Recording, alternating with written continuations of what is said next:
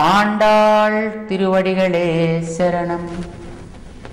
கனைத்து இளங்கற்றெருமை கன்றுக்கிறங்கி நினைத்து முலை வழியே நின்று பால் சோர நனைத்தில்லம் சேராக்கும் நச்செல்வன் தங்காய் பனித்தலை வீழா நின் வாசல் கடைபத்தி சினத்தினால் தென்னிலங்கை கோமானை செத்த மனத்துக்கினியானை பாடவும் நீ வாய்த்திரவாய்.